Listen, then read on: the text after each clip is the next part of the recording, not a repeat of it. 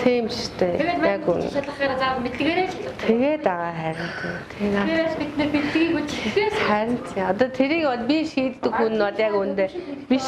Тийм. Хож байгаа тэр бэлтгийг нөгөө шалгалтыг л гайгүй өгүүлгэн л цалин мөнгөтэй яриад харин цуглаан дээр талдаад ахаар аягүй хэцүү байна. Яг үн тийм зовлон байгаа.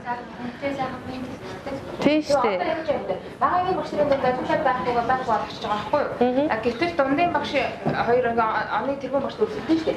Тэр багийн багш юу байхгүй юм чи юу үзүүч гад жилдээ гад төрөл мөрчний эвдээ болно. Тэр чи яг 15 хүнээс нэгэнд оролцсон шүү дээ. Тэгэхээр ямар ч оролцох боломж байхгүй. Тэгээд ингээд ийм бит байгаа. Тэгээд хахуур байгаа дандаа тэр зөвчтэй байгаа. Тэр үн төрөөс тэр явлаа. Тэгээд манай чи багтаа гээд ажил хараад юу хийгээд төрчих тийм шүү дээ. Боёсоо байж гоё юм байхгүй. Тэгээд байгаа хэрнээ яг хөрсөн дээр болохгүй байгаа байхгүй юу? Энэ муу багшиг дандаа хүүхдийн амжилтаар аваа. Энэ аймгийн юунаас мэдээд авсан үстэй энэ явлаа гэж. Энийг гаргалаа гэж ямар. Тэгээд наадсан бол одоо тийм.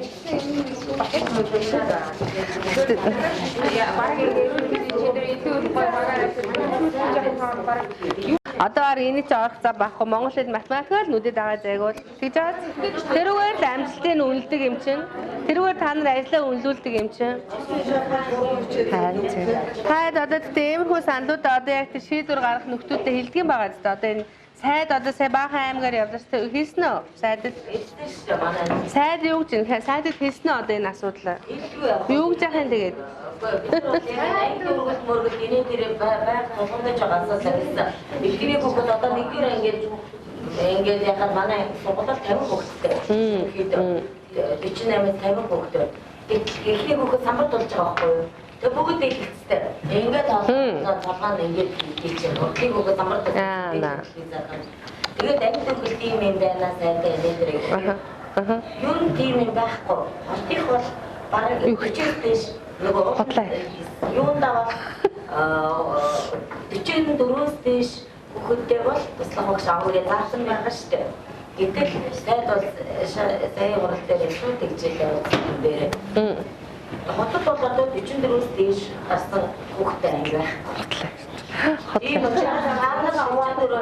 Нэгдүгээр сургуулийн нэгдүгээр анги 60 хүүхэдтэй сууж байгаа шүү. Бар 70 хүрэх гэж байгаа шүү. Нөө мундаг нэгдүгээр сургуулийн тийм байгаа шүү. Тийм. Мэдгүй шүү дээ. Харин ч одоо тийм. Айгоо тий одоо шийдвэр гаргах нөхдүүд нь эндээ ингээ ачаал бүгд юмаа шийдэхгүй юм тий. Бид нар 19. Яа үнэн. Ажлын ачааллыг 7 хоног байх бол 19 гэж. Тэгээд хөнгөвчөд 17-оор явж байгаа гэж. Бид нар яг сайдын тэр ямнаас яасан нөгөө хичээл агуулга байхгүй систем ороод бид нар 17 биш 24 цаг хичээл зааж байгаа болохоор тийм биз. Тэгээд англи ачаалал дуурайгүй байхгүй. Багшийн ачаалал дуурайх юм бол хүүхдийн ачаалал дуурайж байгаа. Англи тэр би тэмэр юу ороод хүүхэд 30 цагийн ачаалттай байна.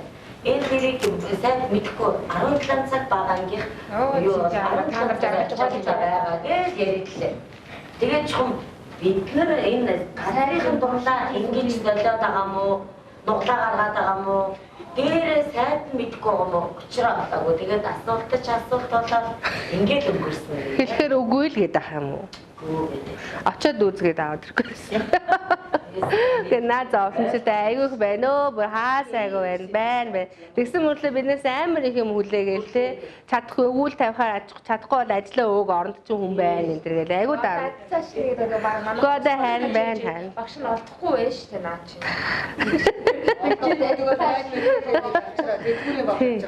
Одоо тийм асуудал хаас айгүй манай их сургууль гэсэн үржил одоо байна. Одоо бүр байна. Бүр улам орж ирээд энэ айгүй хэцүү. Тэгээ одоо яа одоо бид нар аль хэцүү яаж дуусах уу? Ярьлаа гээд одоо бид нар шийдэхгүй, бид нар шийдвэр гаргаж чадахгүй. Одоо тэгээд ямар ч хэсэг хэдүүлээ өнөөдрийнхөө сургуулийн зорилгын хүрээнд хийх ажлаа ямар ч хэсэг хийн. Ямар ч хэсэг эрүүл мэнд гэдэг хичээл хүүхдэд чухал уу? Чухал. Эрүүл дадал хэмшил суулгах нь чухал уу? Чухал. Тэр дадал хэмшил хэдэн наснаас эхэл сууна гэдэг байгаа лээ. Аль болох бүр бага наснаасаа тийм бүр бид нар Бэлгийн амьдрал үтсэн те өмнөх 8 сард хэдэн наснаас хүний бэлгийн амьдрал эхэлсэн. Төрхөөс эхлээд ингээл насан туршдаа ингээл явж байгаа те. Яалч яахгүй бид нар өнөөдөр амьд явах хэрэгтэй. Сурч болсрох хэрэгтэй те. Эсэн мэд ажилгүй аж төрх бид нар ирэх цаанаас мөр ингээд байглаасаа бидний ирэх хүмүүстэй. Тэ бид нар одоо бидний хичээлийг мэдээгээр хэлж байгаа. Тэгээд бүр 8 гарагийн багш ярьж илээ. Тэгэхээр би дундын биологийн багш нэг ярьж байгаа гэж бодсон. Тэгсэн чинь эрүүл мэндийн хичээлийг мэрэгжлийн эмч ормоор байна. Би өөр тийм дээр анхаарсан. Хэдийгээр эмч байсан ч гэсэн тэр чинь харцаа гэдэг юм чинь шал өөр. Тэр багш ярьж илээ. Тэгээд 8 дараагийн бүгдэд би бэлгийн амьдрал гэж орж ирж байгаа маа байна. 8 дараагийн сэдв 7 дугаар ангид орж байгаа. Бэлгийн амьдрал. Бэлгийн эрүүл юу н орж байгаа. За орж байгаа. Тэгсэн чинь би юу ч мэдгүй бүгдэд энэ ингээд бэлгийн амьдралыг ярихад надад хийх. Саарамсалтай тий. Тэгээд би тэнтэй одоо тэр хүн яагаад дээр үехээр байгаа юм. Энэ чинь интернет одоо телевизээр юугаар бүх юм өөрөөс нь илүү их мэдж байгаа ш. Зурд кино дээр бүгдийг харчиж байгаа. Өөрөөс нь илүү мэдж байгаа. Энийг зөвхөн яг заавал удаж хэлбэрийн тэр хүн заах гэж байгаа. Яг юугаа заах юм бэ? Яагаад вэ? Өөрөө зорилгоо мэдээгүй юм биш. Юу заах байгаач мэдээгүй. Тэр нөө заалах гэдэг биологийн багш нар маань тэгээ ярьж гэнэ үү тий. Тэгээ би ургахаар тэмдэр документ ажиг хийж ирсэн. Заавал ч юмч гэхээр юмч бол хэлбэрээс илүү тавал заа нөгөө ёстой нөгөө өөрийнхөө мэдлэгийг хүрээнд аваач бид нар бол эндээс юмыг ойлгох хэрэгтэй. Зааж чадахгүй. Эмчнэр бол хэрвээ заавал нөгөө ёстой бэлгийн амьдрал нөгөө бүр нөө жинхэнэ секс чинь заагаа явчих магадгүй шүү. Бүр ба бид нар хязгаар секс заадгүй, сексийн байдлыг заадгүй, сексийн дараа л заадгүй штэ. Тэгэхээр бидний өгшиг тийм юм байна. Тэгээд тэр нөхөр сургалтандаа суугаагүй лээ. Тэгээд хөтөлбөртөөгөө танилцаагүй байна. Тэ? Тэгээд яагаад эрүүл мэндийн хичээлийг заавал энэ сургалтанд суусан багш нар заалнаа яамны даргын өдөрдөмж гаргацсан яг л энтэй холбоотой байхгүй юу?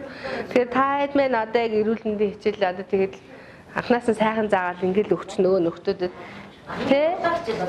Тийшээ. Гоё хичээл шүү. Хамгийн гоё хичээл. Тэгээд нөгөө бид нар чинь нөгөө октод администрат энэтрийг бас нөгөө юм хэлээд хөлтөр ангиас явж байгаа шүү. Бид нар ч бол нэрээ авах наамтгаар өгдөө. Тэгэхээр нөгөө бүгд зайгүй дуртай байсан. Хамгийн дуртай хичээл эрүүл мэндийн хичээл болоод байгаа байхгүй юу? За. Яг зөв. Баярлалаа. Тэ одоо хэдүүлээ эрүүл мэндээр амар мөн тий. Зөв. Тэгээд дараа жил дөрөвдөр ангигаар та бидний жил одоо явж таах юм уу? Одоо ингээд 2 3 дугаар ангид орж ирж байгаа ба. Шинээр орж ин тий. Тэгээд тэр өгснөө үгүй шүү дээ. Ямар яаж. Одоо та нар сургагч багш болж байгаа шүү. Та нар нөгөө багш нартаа хэлж өгнө шүү дээ. Үгүй бид нар жил болгон танаа 5 жил ирж багш нар чинь тийм мөнгө ч авахгүй зардалж авахгүй одоо ингээд энэ сургалтын төсөл ингээд дуусч байгаа. Одоо дараагийн шатны сургалт ингээд та хэлэх гээд байгаа чинь та хэдийг авч явал энэ хичээлийн судалгааг хийж өгөөд одоо яг нэг арга зүйн чинь анги дээр сургууль дээрсэн тэр багийн чинь бүрдүүлэх ажлыг бид нар хийж өгнө. Одоо би бүр ингэж одоо та хэдэд намар нодны сертификат өгсөн. Сайн намар өгсөн. Одоо дахиад 3 дахь шатныхыг өгж байгаа. Дээрээс нь би дахиад алан зүйлд ямар санал өгж байгаа гэхээр яг 3 сургалтанд тасралтгүй суусан үндэ яг сертификат одоо зүгээр батламж өгөөд байгаа ахгүй суусан гэсэн батламж. Бүр сертификат буюу сургагч багш гэсэн сертификатыг бүр дахиж гаргуулж өгөхийг би санал хэлжээ. 3 удаагийн сургалтаас тэр юу гэхээр одоо та хэд аймагт сургагч багш нар. Одоо доод ангийнхаа багш нарыг та нар сургана шүү дээ. Ойлгосноо. Тэгээд сургагч багшаа хийн сургалтаа хийн ямар нэгэн бэрхшээл хүндрэлтэй тулгарх юм бол бид рүү хандаж болно. Бид нар баяртай төсөл дууссан гэж та нарыг орхихгүй. Та нар хандах юм бол бид нар та нар дээр ирж болно. Зөвлөгөө өгч болно. Онлайн цахимаар чамайг уцаар чамайг зөвлөгөө өгч болно. За ёо. Тийм. Ахын байхгүй. Тэгэхээр чинь амар олон хүн чинь багтахгүй байхгүй юу? Энд чинь бас нэг төсөл чинь бас нэг тодорхой төсөвтэй. Тэр төсөв нь ингээл та хэд орсноор л байгаа. Тэгээд одоо энэ бичлэг хийж аваад энэ магадгүй дараагийнхаа ангиудад бас өгөх гээд байгаа хэрэг. Гэтэ одоо 3 сэдвэр бичлэг хийгдэж өмнөх 3 хийгдээгүй шүү дээ. Гол бас чухал 3 сэдвч намар болоод өнгөрцөн. Бичлэггүй хацарсан. Одоо та нар мэл заа нөгөө ангийнхандаа. За одоо хэдүүлээ ингээ. Би ингэсэн байгаа. чи та хэдэд ирсэн те? Дөрөвдүгээр анги. Дөрөвдүгээр анги. Та чинь 5 болохоор аваагүй юм байна те. Би одоо энэ дөрөвдүгээр ангийнхыг би Канадад хуульчлаа л да. Одоо хэдүүлээ нөх хөтөлбөрөө хийн. Одоо дадлага ажиллаа хийн. Яг ээлжтэй хаан хичээлийн төлөвлөлтийг саяныхаа энэ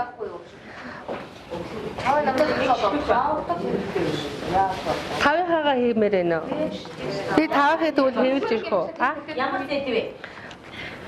Хэн ямар сэдв хиймээр байна?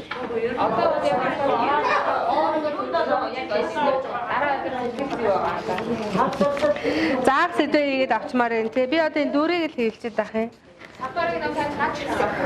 Үгүй ном бол ерөөсөө биднэрт ирээгүй шүү дээ. Би энэ өөрийнхөө номын файлаас принтлж авсан байхгүй өчтөр.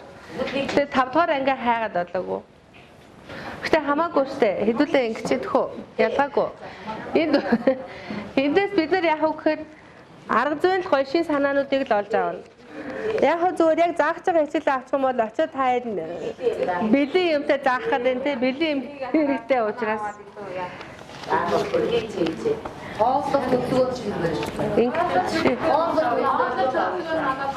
Багт энэ дөрөвдүгээр анги. Болов. Одоо би хань бүлэг сэдв 6 бүлэг сэдвээс нэг хичээлийг би ингээд хувилсан байхгүй. Одоо би багуудад нэг сэдв оноож өгөөд.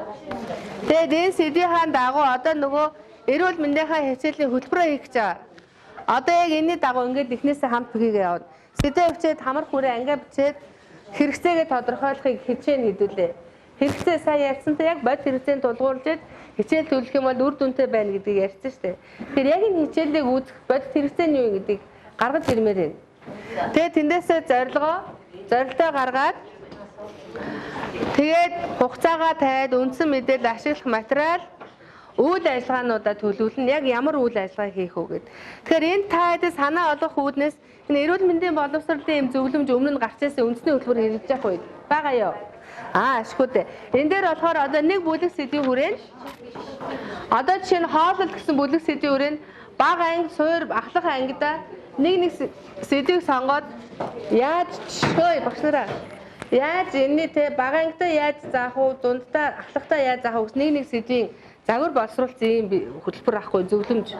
Тэгээ энийг би баг болгонд бас өгнө. Эндээс хараад санаа аваад энэ хөөрхийн багийн үйл ажиллагааны төлөвлөлтүүдийг хараад арга зүйнүүдийг нь хараад санаа аваад ингэж болох юм байна. Тэгээд яг бичигдэл нь яг энэний дагуу бичнэ.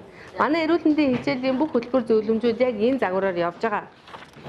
Одоо та хэдэд хөтөлбөр яамнаас юуны эрүүл мэндийн хичээлийн арга зүйн зөвлөмж боловсруулах ажлын хэсэг дөнгөж байгуулагчид одоо ажлаа хийх гэж байгаа. Одоо энэ ондоо багтаад гаргахаар төлөвлөсөн бас л нэг богинохон хугацаантай нэг юм хийж байгаа. Дээрээс нь хэрэглэгдэхүүн гаргах бас хийх багш нар баг бүрдсэн байгаа. Тэгэхээр дараа жил ихэд та нарт явах гар дээр чинь багшийн арга зүйн зөвлөмж хэрэглэгдэхүүн хоёр ирнэ. Яг энэ хөтөлбөрийнхаа дагуу хөтөлбөр нь гарцсан, сурагч нь гарцсан. Одоо багшийн арга зүй дандаа тэгээд тэд нар нь гарчна. Дандаа яг энэ бүтцийн дагуу гарна. Тий. Тэгэхээр энийг би та хэдэд загвар олгож харуулна. За, энэ номыг харсан уу? Энэ бас нүүбийн хүн амынсан хүүхдийн сангийн шугамар хийсэн. Өсвөр насны охидын сарын тэмдэг ирүүл ах уу гэд. Энэ бага ангийн хүүхдүүдэд аягүй хөрх юм. Үеийнгээ сургагч бэлтгэх юм сургалтын гарын авлага гарсан байна. Энийг би бас багуудад нэг өгч. За, энийг би энэ харин надад би цөөхнийг авчирсан хэд вэ? Тавхан ширхэг байна. Энэ дахиад байвал би та хэд рүү явуулах би гэрэлмаагийн хэсэг эднийхээс гарах. Ямар ч гэсэн одоо хэдүүлээ харан заа юу тэгээд ямар хөө байдалтай байгаа гэдэг хараа. Энэ ном байгаа. За дараа нь бас энэ ном бас таад байвал бас зүгээр энэ харсан уу? Бэлгийн замаар дамжихад хэд дохоос сэргэлгийн 2004 оных л тоо. Доторх арга зүйн төлөвлөлт нь бас яг адилхан. Манай эрүүл мэндийн бүх гарын алга зөвлөм яг л нэг бүтэц загвар яваа. Яг энэ загварын дагуу явна. Яг ингэж хийчихээр аюух ойлгомжтой бөгөөд хүртээмжтэй хинт ингэж аваад ашиглах боломжтой юм гарын алга. Одоо энэ номыг бариад та ахлах ангид энэ хичээлээ шууд орох чадвартай гэсэн үг. Болно гэсэн үг. Багш нар За одоо сэдвээ хуваагаад авчих. Хуваарь л ах орчны эрүүл мэндийг хаанаас авах? Аль баг авах вэ? Хаад одоо аль нь төрүүлж хэлсэн? За энд авчих да. Танах сэтгцийг авчихдаг уу? Танах энэ хуваарь л ахыг авчихдаг. За тэгээ энэ дээр байж байгаа нэг юм хэлээ тий. Одоо энэ дээр хардаа ингээ бүлгийнх нь нүрийг тавьсан. Сэдв. Энэ сэдвийн өрөөнд үзэх сэдв. Тэгээ энэ бүлгийг судлаад ийм мэдлэг чадвартай болно гэдгийг тодорхойлсон байгаа шүү. Ном энэ сурагчгийн сурагч шүү. За тэгээд яасан гэхээр аргасаа эргүүлэхээр тухайн сэдвийг үзээд ямар мэдлэг чадвар хандлагатай сэдв болгоноор гаргасан байна. Мэдлэг чадвар нь хандлага нь 3 юм байна. Яг энэ сэдвийн өрөө. Тэгэхээр энэ сэдвийг нийлээд нэг ээлжид болгох уу? Хой. На баа түр арчдаг бичнэ. Энэ одоо энэ сэдвийг нэг ээлжид болох уу, 2 ээлжид болох уу те? Гэдгийг одоо та хэд ингэж нөх хөтөлбөрийнхаа цэнхэр номд байгаа юу? Тэрийг харж байгаа цагийн багтаамжаа гаргаад. Тэгэхээр яг үхээр энэ бол сурагчийн сурагчиг штэ. Сурагчийн сурагчиг.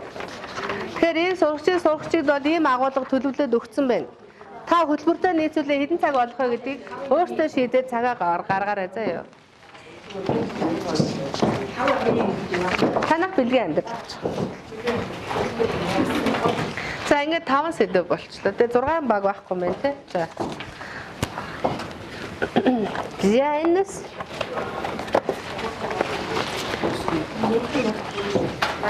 Энийг карч. Энийг авч.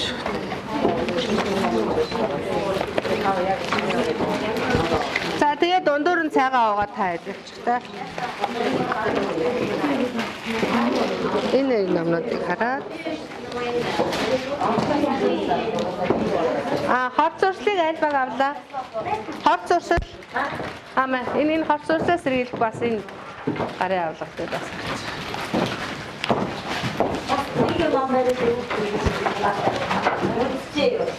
Аваа. За тэгээд.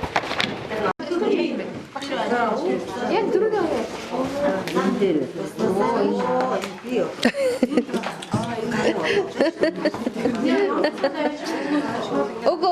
өөртөө хэрэглээд яг хичээлдээ хэрэглэн яг та нарт өөрсөнд чинь та нар сургагч багшаар бэлтгэж байгаа. Сургагч багш нар учраас та нарт өгж байгаа шүү дээ. Өөрсөндөө авчих тий. Сургуулийн номын санд тусна очих бах тий. Үлдсний сургуулийн номын санд өгч юм уу? Тэ бас.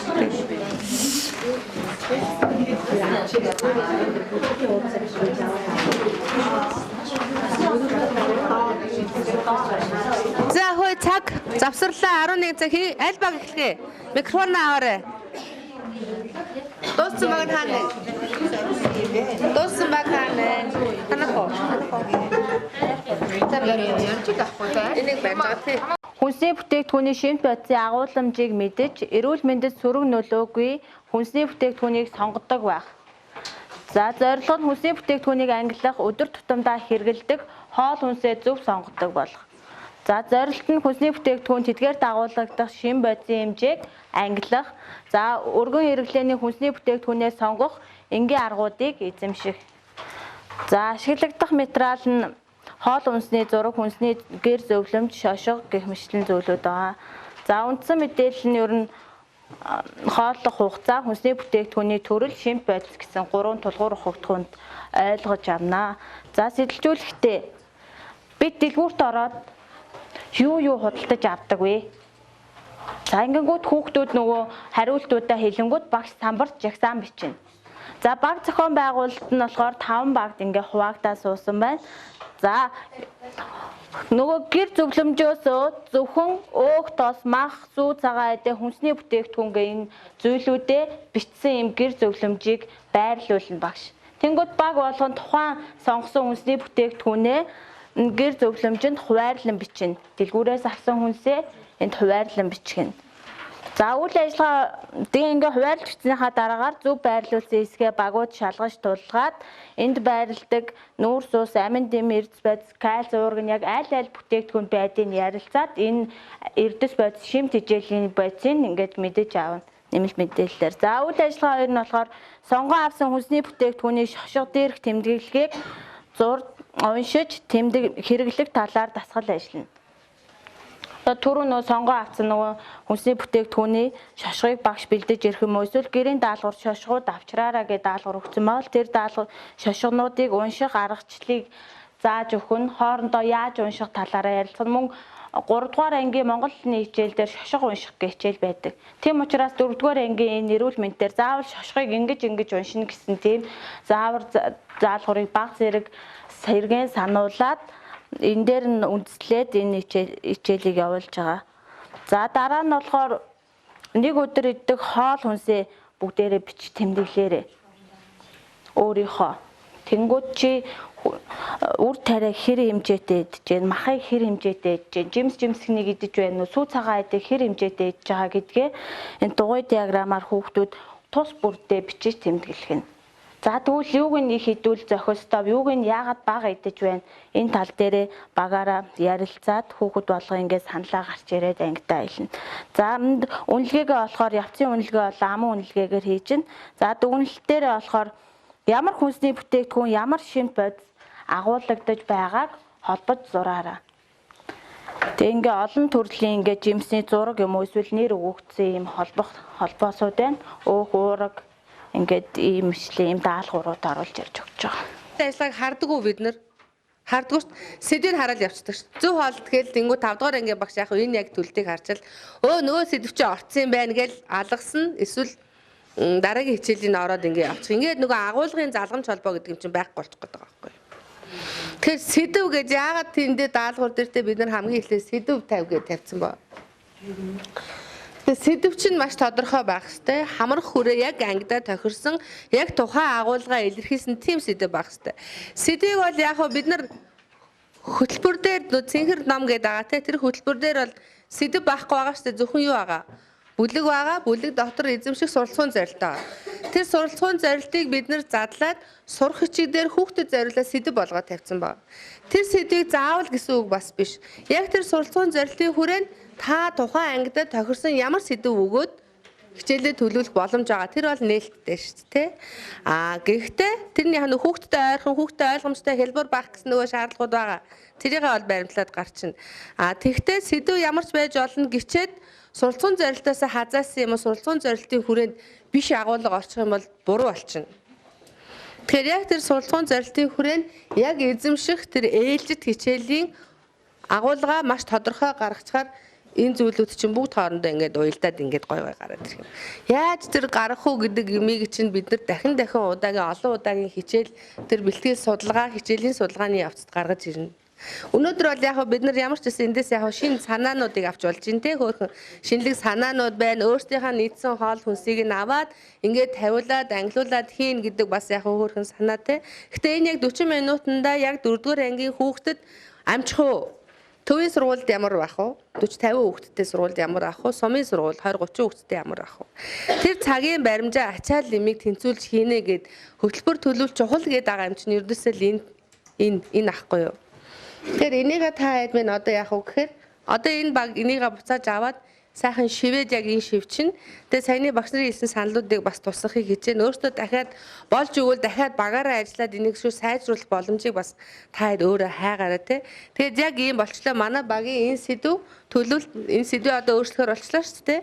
Ийм боллоо шүү гэдэг болсон тэр байх хувилбараа хамаагүй болоог байсан ч хамаагүй шүү. За юу гүйцэд болгох гэж явсаар хагаад тэ ажлынхаа ачаас болоо мартаад юу ч хөө болгочихв. Ямар ч байсан 5 хөтөлбөрийг би та нараас нэхэн энэ 5 хөтөлбөрийг нөгөө юунаас чинь шивцэн байгаа байдлаар тий. Тэгээ энийг групп дээрээ тавьчихна. Энийг одоо юу гэдгийг цог цэцгийн сумын багш аваад хэрэглэхдээ өөрийнхөө сургууль тохируулаад энийг хувиргаад шинжилээд ингэчин. Тэгээ би ийм болгоод зассан шүүгээ буцаа групптэй ингээд шеэрлээд авах боломж байгаа. Тэгээд явж захт чинь хөтөлбөр чинь сайжраад яваад шүү. Тэгэд яг үнэхээр болсон үгүйг бид нараас яг дараагийн үйл ажиллагаанаар баталгаажуулаад явах юм ба. Тэгэд оновчтой гоо санаануудын тэмдэглэж аваад яваарай те засах юмнуудаа манай үндсэн багийн тэмдэглэж явчаарай за. Тэгээ бидний 3 өдрийн зорилго нь юу байсан гэхээр яг энэ хөтөлбөрөөр бариад бид нар одоо энэ баг бид хэдэд хичээл заах байсан байхгүй юу. Яг хичээл заагаад яг хичээлийнх нь яг болж ийн энэ минут төлөвснөө. Минут байхгүй. Минутаа байхгүй те үйл ажиллагаа болгон чи ардаа минуттай байх хэвээр. Яг энэ минут чинь болж ийн нэг үед яг бид нар хичээлээ чи явцаас хараад ард тэмдэглэл хөтлөөд одоо би зөвлөх багшаар суун жишээ нь тий болж ийн болохгүй байна гэдэг комментуудыг саналыг хэлээд энэ болж ийн болохгүй байна гэд хичээлд оролцсон бүх багш нар саналаа хэлээд ингэж явах хэрэгтэй байхгүй яг оролцох хүмүүс нь дөрөвдүгээр анги тэр дадлах хичээл байхгүй болчиход байгаа. Гэхдээ яг дараагийнхаа төслийг аваасай л гэж хүсэж байгаа тийм зүйл байгаа шүү заяа. Тийм за. За хоёрдугаар баг. Дараагийн баг энэ дараалал явчих уу? Цахим хэрэгсэл. Ингээ барай явчихаар болж байгаа юу те? За манайх хорт зуршил гэсэн сэдвээс цахим нөгөө сэдв маань цахим хэрэгсэл түүний хэрэглээ гэсэн мэт. Энэ түүний хэрэглээ гэдэг нь бичиг байна. За зорилго нь болохоор хамар хүрээний 4-р анги. Зорилго нь болохоор цахим ба цахилгаан хэрэгслийн хэрэглээг ялгаж хэрэглээг нь тодорхойлох гэсэн сэдвийг авсан. За тэгээд нөгөө эрэг сөрөг хэрэглээ нь бол дараагийн цаг дээр гэсэн учраас 40 минутад амжих болохоор зөвхөн хэрэглээгээ ялгаад л тэгээд тодорхойлно. За зорилт нь болохоор цахим ба цахилгаан хэрэгслийг ялгана. Тэгээд хэрэглээг нь тодорхойлох гэсэн ийм хоёр үйл ажиллагаа дээр л явагдана. За хэрэгцээ нь болохоор цахим хэрэгслийг хязгаарлаж зөв ашиглах хэрэгцээ гэсэн. За тэгээд 40 минутын багшийн үйл ажиллагаа нэгд нь болохоор за өчигдрийг өгөр цахим ба цахилгаан хэрэгслүүдийг ялгасан, зурулсан. За энэ дээр бол нөгөө бас энэ дээр нэг юу байна нөгөө арга зүй дээр багаар суулгана гэдгийг бид нар бас бичиг байна дараад нь харж хахад тэгээд энэ үйл ажиллагаанууд маань дандаа хүүхдүүдийн багаар гэдэг дээр явцсан байгаа. За тэгээд 10-10-ыг зуруулаад багийн дунд. За тэрүүн дотроос хүүхд сурагчийн үйл ажиллагаа нь болохоор нөгөө цахим болон батарейгаар ажилтдаг зүйлсүүдэд зурна. За бага үйл ажиллагаанд зурснаа самбарт нагаад эндээсээ бол цахим хэрэгслээ нөгөө багийн нэг гишүүн гарч ирээд нөгөө бусдагуудаас цахим хэрэгслээ ялгана. За хэрэгслээ ялгасныхаа дараа нөгөө ягаад энийг чи нөгөө цахим хэрэгсэл гэж байгаа юм бэ гэдэг дээр бүгдээрээ ярилцсан. За сурагчид болохоор өөрсдийнхөө ойлголтоор хариулна. За ингэсний дараа багш бол яг хаа ийм учраас цахим гэдэг юм одоо нөгөө интернет сүлжээнд холбогддог нөгөө хүүхдүүдийн нөгөө заасан дээр тулгуурлаад цахим хэрэгсэл гэдгийнхээ тодорхойлтыг гаргаж хэлж өгнө. За тэгснээр дараагийн үйл ажиллагаа нь болохоор чиний хамгийн их хэрэгэлдэг зүйл нь аль вэ? Одоо нөгөө цахим хэрэгслүүд дотроос хамгийн их хэрэглэгдэх зүйлүүдийг гаргуулна. За ингэж хариулахдаа нөгөө багийн за эхний юм дээр бол нөгөө багийн гишүүн болгон гарч байгаа учраас зураг наах дээр одоо нөгөө үзэг суглах хамгийн өндөр сурагч нь нөгөө гэх мэтэр нөгөө багийн гишүүдээ бол нэрлээд хүүхэд болгоны оролцоог бол хангах тал дээр ийм аргуудыг ашиглаж байгаа. За тэгээд нөгөө хамгийн хэрэглэгдэх зүйлээ бас хүүхдүүдийг хэрүүлэхдээ нөгөө хамгийн намхан сурагч нь гаргаж хэлнэ. За дараад нь багийн нөгөө хүүхэд бүр ажлын утас тарааж өгнө. Ажлын утас нь болохоор хэрэглэдэг зүйлсүүдээ нөгөө одоо нөгөө цахилгаан хэрэгсэл болон цахим хэрэгсэл гэдэг аль алины нэн дээр бол жагсааж бичсэн. За тэгээд ашигладаг хугацааг нь гаргасан. Ажлын утас мэн хэлбэр. Дараад нь ямар зорилгоор ашиглаж байгаа. Нөгөө өчигдөр бид нар бас нөгөө энийг хийсэн тэгтээ нөгөө яг ямар зорилгоор компьютер ашигладаг л гэдэг 2-3 цаг. Гэхдээ би яг ямар зорилгоор ашиглаад байгаа нөгөө тоглоод байгаа юм уу? Бид нар болохоор жишээ нь яг ажиллаа хэрэг гэж ямар зорилгоо гаргаагүй учраас хүүхдүүд бол яг ямар зорилгоор ашигласан бэ гэдгийг гаргалдлаа. Ажлын утас маань ийм онцлог байна. За тэгээд нөгөө ажлын утас гаргасны дараа багийн гишүүд өөр хоорондоо ярилцаад одоо нөгөө цахим хэрэгслийг хамгийн их олон цагаар хэрэгэлсэн сурагчаа бол гаргаж ирнэ нөгөө өөр өөрийн дэвтэр дээр хийснээс. Тэгээд тэр сурагч маань нөгөө бусдтай танилцуулна би энэ цахим хэрэгслийг одоо ингэж олон цагаар хэрэгжилж байна гэд. Тэгээд нөгөө баг бүрийн тэр одоо зурагтыг зарим нь олон хүүхдийн хувьд юм чинь зурагт олон цагаар үзэх. Альсвал гар утсаар тоглох ч юм уу тий компьютерийн хэрэглээ их гарч ирэх болов гэж бид нар таамаглаж байна. За тэгээд тэр гарч ирсэн сурагчийнхаа нөгөө 5 багаас 4-5 баг боллоо хүүхдийн тоогоор. Тэгээд тэр гарч ирсэн сурагчдынхаа одоо зурагтын хэдэн цаг үзэж байгаа юм. Нөгөө хамгийн их хэрэглээг нь гар утсын найл нь хэдэн цаг үзэж байна гэсэн нэгтгэлээ гаргаж ирнэ. Тэгээд дараад нь бол энэний дараагийн үйл ажиллагаа нь болохоор ингэж гаргаж ирсний дараа багш зурагтыг тэгвэл нөгөө насны онцлог нөгөө тасралтгүй үзэх хугацаа гэж байгаа тийм ээ. Нэг үзэгтэй зурагтыг 30 минут үзэх хэрэгтэй гэдэг нөгөө яг нөгөө тасралтгүй үзэх хугацааг нь зураг болон гар үз компьютер дээр тасралтгүй үзэх хугацааг нь багш тайлбарлаж өгөөд нөгөө хүүхэд болгон дээр ингэхтэй маа цаанаас ийм юутай байдаг гэдгийг тайлбарлаж өгөө. Тэгээд бидний үйл ажиллагаа энэ хичээл маань дуусна. За тэгээд сурагчдын үнэлгээ болохоор бид нар оролцоогоор нь үнэлнэ гэж байна. Нөгөө зөвхөн хүүхэд өөрийнхөө өмнөх мэдлэг дээр өөрийнхөө юм дээр тулгуурлаж хийж байгаа болохоор тухайн багийн хүүхдүүдийн оролцоо нь ямар байсан гэдэг дээр үнэлгээгээ гаргаж ирнэ. Гэт ингээд л дууссан. Тий, оролцоогоор нь үнэлнэ гэл. Яа, эдний багийн ажил дээр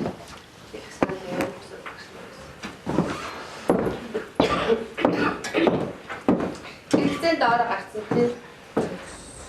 Хамгийн их хэрэгцээ нөгөө багсдаг. Дараах нь бас сэдв нь болохоор цахим хэрэгсэл. Түүний хэрэглээ. Хаана гэдэг. Харин Тэгээд дандаа ерөнхий тавьдаг. Өөртөө л хийдэг. Зөвхөн энэ чинь үлбэр зөвхөн өөрийнхөө гэдэг биш гэж хэлсэн тий. Дандаа чинь багийнхаа хамтынхаа бусдад бүгдэн зориулсан ийм хөтөлбөр хагасан. Өөрөөр хэлбэл цахим хэрэгслээ. Хэрэгцээнд орсон. Тэнгуүтэй цахим хэрэгслийн ялгааг хэрэгслийн хэрэглээг ялгаж хэрэглээг тодорхойлохын хэн тодорхойлох вэ? Багш уу, сурагч уу? Сурагч. Зорилготой бид нар яаж бичсэн байгаа тийм? Тэгээ манай энэ ихний групп бас айл. Цахим хэрэгслээ юу авах вэ? Зорилго надад зүг болгоорой. Хэлээрэй багш нараа. Цахим ба цахилгаан хэрэгслийн хэрэглээг яах вэ? сурагчдаар ялгуулах, сурагчдад тайлбарлах, таниулах. Тэгээд сурагчдаар ялгааг одоо гаргуулах. Тэгээд ялгаа гаргуулсаар хүүхдүүд юу мэдэж авч байгаа? Цахим ба цахилгаан хэрэгслийн ялгааг мэднэ. Мөн үү? Цахим ба цахилгаан хэрэгслийн хэрэглээг тодорхойлох, хэлэх. Тэгээд хэлээд яах вэ? зөв хэрэглээг бид нар тайлбарлах нэг нь хамгийн сүүлд нөгөө тасралтгүй үзэг байна. Энд дээр нэг зорилго. Хэлээд орчих гээд байгаа хгүй манай дандаа хэлүүлээд орчдөг. Яг л хэлэх гээд байгаа. Яг энэ хичээл чинь цаад зорилго нь юу юм? Цахим хэрэглээ яагаад байгаа вэ? Хүн сөрөг нөлөө үзүүлээд байгаа хгүй юу? Ямар нөлөө үзүүлээд байгаа? Тэр нөлөөлөл дүн шинжилгээ хийх ба. Удаан үзүүл хүн яаж нөлөөлж байгаа? Бид нар эрүүл мэндийн талаас эрүүл мэндийн хичээл шүү дээ. Тэр бол дараагийн цагаас байна. За. Дараагийн цаг. Аха. Нөлөө нь байж байгаа. Аха. За зөв. Иргэн юу вэ? Зөргөн юу вэ? Ар халахны юу вэ? За болж байна. Тэг ялгааг нь яг үн. Ялгаа нь юу юм гэдгийг нь хэлэх тэгвэл тэрийг яах вэ? Ямар хугацаагаар хэрэглэх ёстой вэ гэдэг нь энд орж иж байгаа те. Тэрийг яах юм? Тэрийг энэ зорилтын дотор оруулж өгч байгаа. Тэд нар чинь дутуу үлдсэн байгаа тийм. Тэгээд энэ үйл ажиллагааны төлөвлөлтүүд яг ингээд ямар ч гэж болно. Энэ дээр би энэ багийн үйл ажиллагаа, багийн гишүүдийг идэвхжүүлэх гэдэг юм дээр нэг юмыг бас хэлэхгүй бол болохгүй байгаад гэдгийг. Зөв таад өөртөө юу гэж бодгийг манай багш нар аюух хэрэгэлдэг байхгүй юу? Өндөр сурагч нь намхан сурагч нь гэдэг ингээд ялгацдаг. Өнөөдөр бид нар ялгуулан гадуурхалтын эсрэг мэнэ эрүүл мэндийн хичээл явж байгаа шүү. Тэ? Эсвэл онц сурдаг нь эсвэл гой дуурдаг ч юм уу ингээд явчихсан. Тэнгүүд би гэртээ дэргүү муухай дуутай би хизээч асуухдахгүйгээд нөгөө өгчи хизээч хичээлээ хийхгүй анхаарахгүй өөр юм ингээд тоглосох бод. Би намхан юм чи ингээл одоо тэр хинд гомдох ээжтэй гомдох юм аавдаа гомдох юм багштай гомдох өөртөө хинд гомдох уу? Өнөөдөр хараа би одоо хамгийн та хэдэд бол хэлсэн байгаа нөгөө намрын сургалтын дээр нодны сургалтын дээр ч хэлсэн. Нөгөө багшийн ёс зүй гэдэг нэг юм байгаа. Тэ нөгөө ялуурлан гадуурхгүй байх гэдэг чинь манай эрүүл мэндийн хичээл зааж байгаа багш нарын бас нөгөө хамгийн анхаарах нэг гол ёс зүй шүү дээ тий. Тэгээ өөртөө хичээл дээрээ ингээд хүүхдүүдийг биеийн гадаа төр хүн хэлбэрээр нь ялгуурлчаад ялгуурлан гадуурч болохгүй шүү гэдээ яриад байгаа ч юусэн ингээд өөрөө авцалдахгүй те буруу юм болж байгаа шүү. Тэгээд өндөр сурс намхан сурс тэрний оронд одоо өнгө үзэг баал дэвтэр те өөрийн хүүхдийн нөгөө янз бүрийн нөгөө хүүхдэд ирэхэд халтахгүйгээр баг хуваарлах үүрэг онох зөндөө олон аргууд байгаа шүү. Тэрийг бас таад хэрэглээрээ те багангийн хүүхдүүд яг одоо нөгөө өөртөө итгэх итгэл одоо яг бигээ мэдж байгаа. Одоо манай багийн ярина те би хинбэг. Яг бигээ дөнгөж танд мэдэж эхэлж байгаа. Яг энэ үед нь чи намхан шүү, чи өндөр шүү, чи туранхаа шүү, тарган шүү ингээ хэлчихс нөгөө хүүхдийн нөгөө өөртөө итгэхэд айгуу сөрөг мөн нөлөө үзүүлээд байна. Анхаараарай те. Энийг анхаарах хэрэгтэй шүү. За дараагийн баг. Сэдв нь болохоор ерөнхий сэдв би хин бэ. За тэгээд сэтгцээс авсан. Сэтгцийн бүлэг мэд. Сэтгцийн Бүлэг сэдвээ тий. Тий. Би энэ гэдэг сэдвээ. За тэгчээ хамар хүрээ нь болохоор 4-р анги 9 настай хүүхдүүдээ хүрээнд явагдана. За хэрэгцээ нь болохоор өөрийнхөө давуу болон сул талыг мэдэх. Зөвхөн өөрийнхөө давуу тал, сул талаа л мэдэж авна. Энэ 40 минутын хичээлтэнд. За зорилго нь болохоор мөн адилхан сая нэг багшийн хэлсэнтэй адилхан сурагчдын давуу ба сул талыг нь олж харах боломжийг гаргах. Тий. Багш өөрийнхөө биш сурагчдын гэж бичгээр байсан байна лээ. За тэгээд зорилт нь болохоор давуу талаа олж мэдэх гаргах, өөрийгөө хөгжүүлэх нөгөө давуу талаа олж мэдсэн юм бол цаашид өөрийгөө яаж хөгжүүлэх боломж байгаа юм. Тэрнээсээ хүүхэд өөрийгөө одоо цааш нь лавшруулаа явнаа л гэсэн үг байна шүү дээ. За тэгээд сул тал нь болохоор сул талаа мэдэж авснараа цаашид яаж засан сайжруулах вэ? Энэ зорилт нь олж байгаа. За тэгээ хугацаа нь болохоор 40 минут. За агуулга нь юу юм бэ гэхээр өөрийн зан арын шин болон онцлог дахин давтагдшгүй чанараа мэддэг болох. Агуулга нь зөвхөн энэ агуулга энэ хичээлтэй холбогдолтой энэ зөвхөн энэ хэдийг энийг л мэдж явна. Илүү одоо цаашаа ингээд дараа 4 5 дугаар ангидаа ингээд үзэх учраас. За хэрэглэгдэх нь болохоор ажлын удас дээр ажиллана. За зурагт хуудас байж болно. Мөн өөрийн бодит биеийн жишээ гэж болно. Одоо эрэгтэй эмэгтэй хүүхдээ одоо би өөрөө хэмбэ гэж байгаа чи энэ эрэгтэй хүүхэд энэ би эмэгтэй хүүхэд гэдэг ч юм уу тийм ээ. Тэрүүгээр харж болно гэж байгаа. За тэгээд үйл ажиллагаа нь болохоор ажлын хуудас тарааж өгнө. Зурагт хуудас дээр ажиллаж ярилцсан. За энэ болохоор нэг багаар ажиллах шаардлага байхгүй. Зөвхөн би хэмбэ гэж байгаа. Хувь хүн дээр үзэж байгаа учраас. За тэгээд өөрийн давуу тал сул талыг мэдэж ялгах, өөртөө дүгнэлт хий. За тохиолдол 1 гэдэг одоо энэ юу байгаа? Үзүүлэн байгаа. За тэр үзүүлэн дээр бас шинжилж ярилцсан гэж байгаа. За үнэлгээ нь болохоор аман үнэлгээ л явагдана. За дүгнэлт нь болохоор нөгөө би эднэр болохоор ярилцж байгаа дүгнэлтэн дээр нэлээ ярилцж байгаа. Эцэст нь ерөөсөө би хэмбэ гэдэг сэдв юм чи ерөөсөн чи яг хийн. Тэгээ өөрийгөө одоо тодорхойлоод зураарай. Гэл хэлчих юм бол хүүхдүүд нэг өөрийгөө маш гоёор зурж болно шүү дээ. Тэгээд тэрүүн дээр чи муухай зурсан байна, чи ууртай гэхгүй. Тэр хүн өөрийгөө л тодорхойлж зурна. Гэж л ойлгосон бид нар. Заавал бус нь харах шаардлагагүй. Тий, өөрийгөө гоёор зураад өөртөө гоё одоо мэдрэмж авчлага олвол тэгэл болоо. Бусдаар бол чи ийм намхан тагдаар зурсан, чи ийм намх юм уу гэж ингээд яриад ах шаардлага байхгүй. Эцэст нь би бол эмэгтэй хүүхэд юм байна. Би ийм зан арын шинтэй өөрийгөө яаж тодорхойлж болно тэр хүүхэд. Гэж зан арын шин зураг дээр яаж болох вэ? Нүүрний хувирлаар баяртай, уутай, тий. Смайл. Ааха. Энд ерөнхийдөө бас үйл ажиллагаан дээр дандаа хүүхдээ хийх үед Тий, ажлын хуудас тарааж өгнө гэдэг ингэждэг байхгүй юу? Зурд хууснаар ажил ямар хуудас тарааж өгч байгаа? Яг яадаг хуудас юм? Тодорхой бус байна гэж үү? Тодорхой маш тодорхой биш. Энийг би хараад надад ажлын хуудас ажлын хуудас тарааж өгнө хаана? Ард нь номнууд ирсэн байгаа. Ард нөөц хэрэгсэлгэн гэсэн байгаа тий хавсрал. Яг тарааж өгөх хуудас нөө. Тэгэх юм бол хавсралт нэгд байгаа ажлын хуудасыг тарааж өгнө гэх юм бол би энийг таны энийг баригчил зааж болно. Тэнгуү тэр ажлын хуудасаас юу хүсэж байгаа? Юу гаргаж ирэх гэж байна? Тэр ажлын хуудас дээр ажиллах зааварчилгаа багш. Зааварчилгаа. Тэ одоо туршилт хичээлээр Зурагт хуудас байгаа тийм ээ. Зурагт хуудасаа болохоор янз бүрийн одоо нүрийн хувирал үүссэн тий. Тэрийг одоо ингээд би одоо яг л энэ юмтай адилхан гэдгээ ингээд дугуйлах юм. Тийм баг. За тэгээд өөрийн давуу сул талыг мэдэж ялах нь өөртөө дүгнэлт хийх гэдэг 4-р ангийн хүүхдүүд яг чадах уу? За баярлалаа багш. За энэ болохоор өөртөө дүгнэлт хийх биш. Хичээлдээ эцэстээ дүгнэх гээд байгаа. Хичээлээ эргээд дүгнэх гээд байгаа байхгүй тий. Харин тий энэ хэднэр жаахад би хараад яриад байна шүү. Энийг би хараад яриад байгаа шүү. За. Таны сүүлбэрийг би хараад. яагаад байгаа вэ гэвэл хүүхдүүд давуу ба сул талаа гаргаад ирэхгүй зарим нь аюу бол сул тал гараад ирдэг. Тэгэнгүүт өө би ч ийм бол сул талтай юм биш үү? Эднээс засгаар юм биш үү гэд дүгнэлт хийдэг байхгүй юу? Тэр нь. За. Тэгэхээр яг энэ хичээлийн цаа зорилго нь юу вэ? Би юм бэ гэдэг. Өөрийгөө таньж мэдгэж байгаа. Өөрийгөө таньж мэднэ гэдэг чинь цаа зорилго нь юу вэ? Хүний хүүхдийн өөртөө итгэл бий болох. Тэ? Өөртөө үнэлгээд өгүүлсэн хамгийн өөртөө итгэл бий болоход нөлөөлөл гол хүчин зүйл яваад байгаа шүү. Тэгээд өөрийгөө таньж мэдснээрээ хүн өөрийнхөө сэтгцэн эрүүл мэндийг яг зөв хэн зохицуулах чадвартай болно гэж үзэж байгаа. Тэгээд тий бас юмнууд байгаа. Тэгээд сая тэгээд ингэж байгаа хэрэглэгтүүн дээр энд битээ бичээгүй байл л да нэмэгтэй хэлж. Өөрийгөө бодит жишээ болгоно гэд хэлсэн тий. Тэгсэн үү? Эрэгтэй хүн байх, эмэгтэй хүн байх.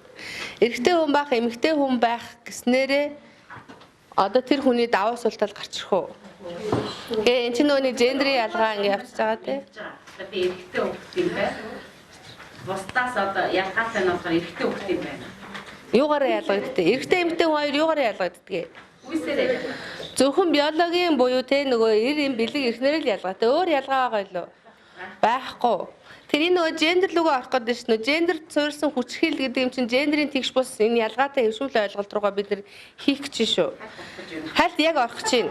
Нэгдүгээр яг тийшээ орох чинь. Гендер суурьсан хүчрхийл тэрний суурь яг эрэгтэй хүн хүчтэй байх хэвээр, зоригтой байх хэвээр, уйлахгүй байх хэвээр. Тэр ярих гэдэг юм шүү баг. Сэтгцэн эрүүл мэндтэй холбоор гарч яг ярианы чинь өнцгөөс яг тэгж харагдаж байгаа. Нэгдүгээр, хоёрдугаар бас нэг ёс зүйн нэг алдаа гарч ирж байгаа. Тэр юу гэхээр хизээч нөгөө ёс зүйн чинь 5 дугаарт байгаа. Та мартцсан л дээ тий. Бодит жишээ авахгүй байх гэдгийг хэлсэн байна. Хизээч өөр зөрөө жишээ авахгүй, өөр хажууд сууж байгаа ангийнхаа хүүхдийн талаар жишээ авахгүй нөгөө анги. Ерөөсөө хин нэг үний нэрийг ашиглахгүй бодит үний кейс авахгүй, тохиолдол авахгүй. Хичээл зааж байгаа багш нь суралцж байгаа хүмүүс. Өөр дээрээ жишээ авцаа за чи өөрийгөө яар чи юу чаддгүй юу хийж чаддгүй вэ? Дөрөвдүгээр ангийн хүүхд өнөөдөр өөрийнхөө давуу сул тал шууд гарч ирээд олны өмнө ярих чадвар хэрвээ. Бид нэр өөртөө өнөөдөр сул талаа гаргаад хэлэх чадвар хэр байгаа илээ. Тэгвэл яг зөв бидний хичээлийн зорилго нь давуу сул тал өөрийгөө олж харуулах гэдэг нь зөв. Энийг тэгтээ ямар одоо үйл ажиллагаагаар те ямар одоо юу кейс дээр ажиллуулж болно. Тохиолдлуудаар ажиллаж болно тий. Тий давуу сул талаа хүүхдүүд бол давуу талаа аягүйх гаргаж ирдэг байхгүй юу. Тэгж чадна би ингэж чадна ингэдэг гэдэг ингээ айгүй. Тэгээ тэр нь үнэн ч яадаг зарим нь худлаач яадаг. Яан зүр чи худлаа ирээдэ гэж хизээч хэлж болохгүй буруутгаж болохгүй тий. Тийм гээд дэмжээд саналаар нь өөртөөхөө саналаар гэж болж идэх болох байхгүй юу. Өөрийнх нь одоо нөгөө хүслээр тий сайн дураараа өөрийнхөө давуу сул хэлэх хүүхд байна уу гэж байгаа. Тэгэх юм бол хүүхдүүд бол хэлж болно. Тэгэхгүй зүгээр хин нэг хүчээр юм уу те ингэж оруулах юм бол чи өөрөө бас алдаа болчдөг те. Тэгэхээр саналаар гэд одоо тэр үг өгүүлбэр тэр тайлбар ч бүгд энэ дээр дэлгэрэнгүй байж байгаа байхгүй юу? Сайн дураар нь хүүхдүүдийн давуу сул талыг хэлүүлж болно. Тэгээ давуу талаа хэлсэнд нь баяр хүргээ сул талаа яах хэвээр бид нар засаж залруулах хэвээр. Тэгэх юм бол бид нар энэ сэтгцэн эрүүл мэнд гэдэг юм чинь гол суурьны нагахгүй өөрийгөө танихаас эхэлдэг. Хүн өөрийгөө таньжээ дараа нь яг бусдыг таньна мэднэ те бусдыг ойлгоно болчихж байгаа. За тэгээд нэм сайжруулахтай ингээ баяжуулаад төвшөө тодорхой болгох нь те санаа авсан баг гэж бодож байна. Өөр саний энэ сэдв дээр хэлэх саналтай юм байна уу? Би хинбэ гэн. Та хэд бол энэ нодны заасан сэдв байгаа штэ. Заац энэ сэдвийг яаж заасан? Босод багш нар маань яаж заасан сэдвийг би хинбэ гэдэг сэдв яаж орсон? Яаж заасан? Өөрийнх нь тухай яасан ингэ чанга хэлдэг. Зураг өгөөд зураг ястрийг холтнаалгаж байгаа сайн тал муу тал гэж хоёр хувааж байгаа. Тэгээд ингээд гаргаад зарим магаар бол зарим намхаар бас бичээд ирсэн. өөрийгөө түгний тэгээд хангалтгүй би амар талтай юм байна гэдэг. Гээл гаргаад ирсэн тийм гарна тийм. Тэр яг хэлэх нэ хэлэхгүй тийм. Бос нь яасан бас тэгэл явсан уу? Яасан хэлээрээ. Яаж явсан та? Хин багш. Сая үгүй гэж хэлсэн хүн хэлээрээ яаж явсан?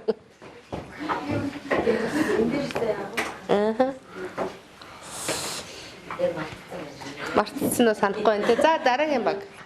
Нах ирсэн лөө. Тэрийг аваад за хий.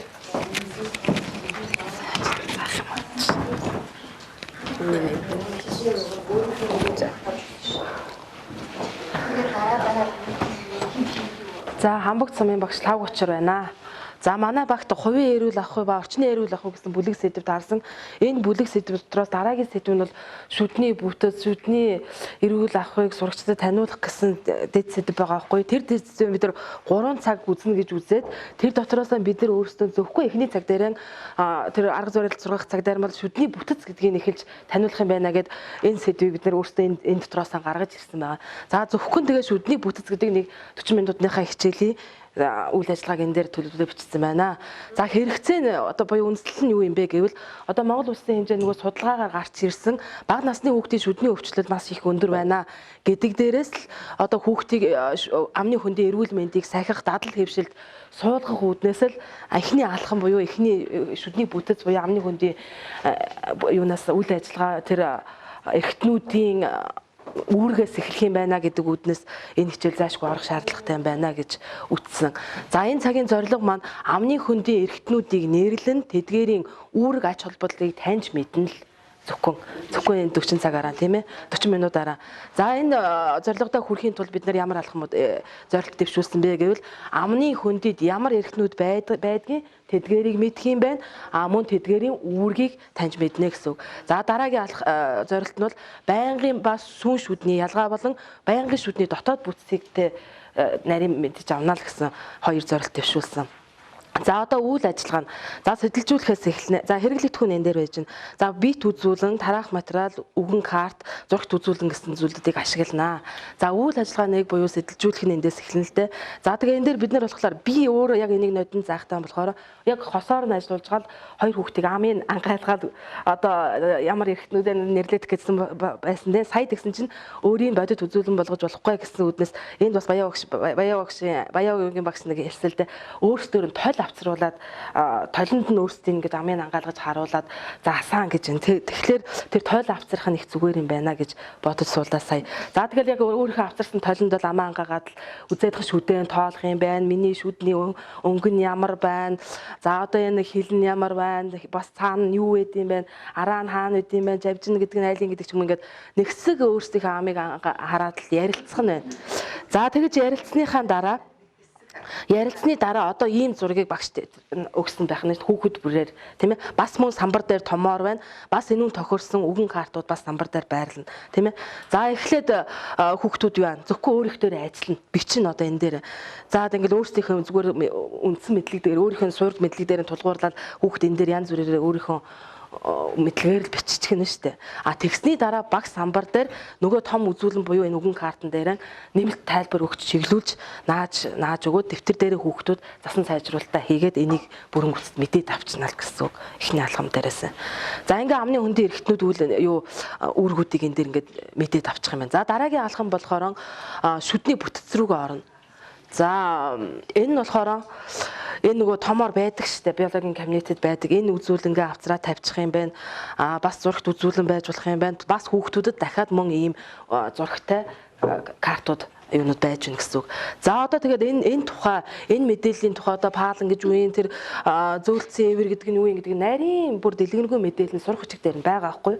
Тэгэхээр багш ямар ч мэдээлэл өгөхгүйгээр сурах хүчгийг өөртөө нь уншуулад яг аль нь одоо паалны яг аль нь тэр зөөлийн эдний яг аль нь цогцын гэдгийг хүүхэд өөртөө мэдлэгээ олж авах. Тэгээ багш зүгээр чиглүүлэх үүднээс одоо тэгвэл энэ үзүүлэн дээр ажиллая. Цаанаар өөртөө сая мэдээлэл олоод авлаа. Одоо тэр мэдээллээ чинь зөв гаргаж ирж байна уу та нар яг зөв онооч чадж гэнэ үү гэдгийг самбар дээр байгаа том үзүүлэн картан дээр дахиад ажиллаад энэ дээр оноогоод өгч. Тэгэл энэ мэдлэгээ бас хүүхэд давхар тэр дэвтэр дээр тэмдэглээд бичээд авчих энэ материалын дэвтэр дээр наалдаатай сум заасан байгаа учраас ингээд шүдний дотоод бүтцийг бол бүрэн гүйцэд мэдээд авчна гэж би бодож байна. За дараагийн алхам буюу одоо сүүн шүд, байнгын шүд хоёрын ялгаа нь юу? Яаж байнгын шүд нь гарч ирдгийг сүүн шүдний бүтц энэ үзүүлэн дээр ярилцах юм байна. За энэ үзүүлэнгийн талаар бас сурах хүчиг дээр нарийн байгаа учраас бас өөрсдөр нь мэдлэгийг олуулж авна. Юусан багш тэн дээр чиглүүлээд өгөөд ийн гэсэн үг байна шүү дээ. Тэгэхээр байнгын шүд гарах үндэслэл бол сүүн шүдээ хамгаалахаас буюу сүүн шүднээс эхлэх юм байна гэдгийг ерөөсөө яг сурах хүчиг дээр байгаа мэдээллийг өөрсдөр нь олуулад тэн дээр багш нэмэлт тайлбар хийж өгөөл зөвхөн бүтэц гэсэн учраас энийг цааш нь лавшруулж үзэхгүй ингээд орхино гэсэн үг. За тэгээд энэ хичээлээ бид нэр дүгнэхтэй яах вэ гэхэл асуулт хариултаар л дүгнэн. Ерөөсөө бие биенээсээ асуух юм байна, багш асуух юм байна, сурагчдыг хариулж байгаа байдал, бие биетэйгээ хосоор ярилцж байгаа байдал, бусдад хариулт өгч байгаа байдлаар нь багш ажиглалтын дүгнэлт эндээ хөтөлчихнө гэж үзэж байна. За үнэлгээг яаж авах вэ гэхээр зөвхөн 40 минутанд таарсан үтсэн мэдлэгийг үнэлэхийн тулд бид нар бас ийм зурган тестээр л авчина. Мөн энэ зурган тест нөгөө дэвтэр номоо бүгдийг хаалгаа цааш нь хийчихье. За тэгвэл одоо эргээд богино хугацаанд нөгөө үтсэн мэдснээ чадж гэнэ үү, санаж гэнэ үү мэдэж бүрэн гүйцэд бат мэдэж авч үгүй гэдгийг мөн ийм картуудыг тараад зургийн карт тараад өгвөл энэ дээр нь бичүүлээд багш хурааж авал богино хугацаанд үнэлээд өгнөд үзчих боломжтой гэсэн үг. Тэгээд дараагийн шатандаа байх нь шүдний амны хөндийн эрүүл мэнд шүдний одоо шүдэнд сайн хоол хүнс сөрөг нь юу юм ингээл ингээд дараагийн энэ цагууд нь 3 цагууд нь ороо явах юм. За багш энэ дээрээс нь үзэж штэ тийм ээ. За манай хүмүүс маань энэ дээр нь бас сайн байна. Энэ дээр нь сайн байна. Энэ жоохон дутуу байна. Энийг нэг сэргээ санаад өгчий дараагийн цаг дээр ихэн дээр нь. Тэгээд цаашаа хичээл орох боломжтой юм байна гэж үзэж байгаа. За ингээд манай хичээл дуслаа. Баярлалаа. Хичээл тэг гоё явж байгаа. Манай багш нар ингээд ягтай айгуу сайн. Яг ингээд буулгаад бичгээр нөгөөдүүл нь харагддаггүй. Тэгээ яах вэ гэхээр одоо би сургуулийн менежер байхад багшийн хичээл дээр муу тавьчих гал байхгүй. Хичээл дээр нь одоо хөтөлбөрийг хараад аль хөтөлбөрийг чи харъя. Эхлээ хөтөлбөрийг менежер баталж хичээл заадаг те. Тэгсэн мэтлэгүй наа чамаг та хичээлд ороод суучих гэдэг те. Хичээлд ороод хичээл бол янзын гоё явдаг. Тэгээд хөтөлбөр болохоор яг ингэж буудгүй. Тэгээ одоо сая үнэлгээг бол айгүй олон хэлбэр хэлж байгаа. Тэгсэн мэтлээ нөгөө үнэлгээ чи хаана хинтээ нийлэх ёстой лээ. Зорилттойгоо нийлэх ёстой те. Зорилтоо эргээд бүгдээрээ харчин. Зорилт дээр чинь байна уу сайн ярьсан үнэлгээнүүд чинь хаанаага дандаа мэднэ. Хоёр мэдлэгийн л зорилт тавьсан. Хоёр мэдлэг байгаа зү. Би тэгэж сонссон ярианаас ямар ихтэн байгааг мэдэх, сүүн шүдний дотоод бүтцийг мэдэх. Ингээ хоёрхан мэд. Хаана байгаа нөгөө чадвар чинь хандлага, зан үйл чинь харагдахгүй байгаа байхгүй юу? Гэтэл чинь тэнд ингээ хийж байгаа үйл ажиллагаа тэр үнэлгээ энэ төр дээр чинь карттай ажиллана, номтой ажиллана, зуртай ажиллана. Энэ хүүхдүүд тэнд чадвар суралцж байгаа юу? Суралцж байгаа. Тэр чадвар чинь энэ дээр байж байгаа хэрэгтэй байхгүй юу? Зурд үзүүлэн ашиглан шүдний бүтцийг тайлбарлах. Тэ карттай ашиглан шүдний сүүн ба байнгын шүдний одоо нөгөө юу лээ? Бүтэц байрлалыг мэдэж авах, тайлбарлах, ярилцах. Багаар ярилцж байгаа юу? Ярилцж байгаа. Ярилцах чадвар эзэмшиж байгаа. Тэгээд энэ дээр чи яах вэ гэхээр цаашаа шүд чинь ийм нарийн бүтцтэй юм аа шүдээ хамгаалах хэрэгтэй юм байна гэдэг тэр юу ах хэрэгтэй юу? Хандлага те төрж явах хэрэгтэй байхгүй юу? Тэр өнөөдөр эрүүл хамгаалах нь орохгүй гэж байна шүү дээ. Яагаад энэ дараагийн хичээл дээр орж байгаа. Яагаад өнөөдрийн хичээлийн дүгнэлт дараагийн хичээлийн юу? Сэтэл хэрэгцээ байж ах хэвээр. Дараагийн хичээл шүд ийм бүтцтэй нарийн бүтцтэй шүдээ яаж хамгаалах хэвээр болдог дараагийн хичээлийн хүлээх тэр сэтэл тэмүүллийг энэ хичээлээс олж авч үлдэх хэвээр байхгүй юу?